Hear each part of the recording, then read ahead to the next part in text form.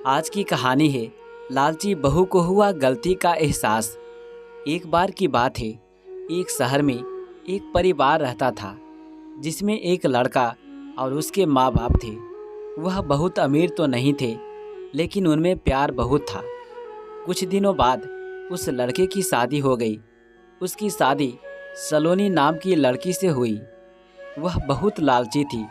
वह अपने पति को किटी पार्टी में जाने के लिए बार बार नए कपड़े और गहने लाने को बोलती थी।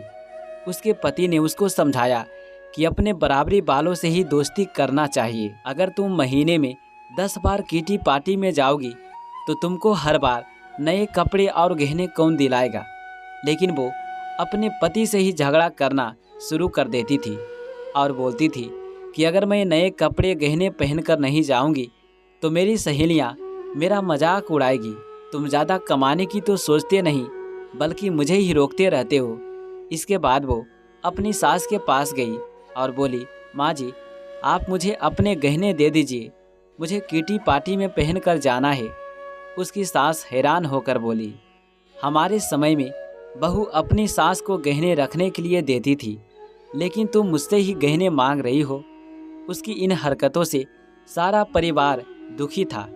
एक दिन सलोनी की सहेली शिल्पा घर आई। उसने सलोनी की सास से सलोनी के बारे में पूछा।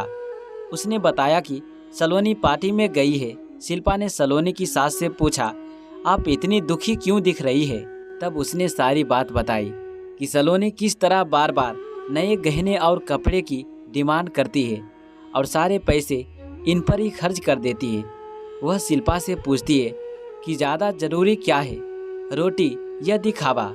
शिल्पा ने कहा कि ज़रूरी तो रोटी ही है, लेकिन सलोनी को यह बात समझानी होगी। सलोनी की सास ने पूछा, वह कैसे। इसके बाद शिल्पा ने कहा, देखते जाइए।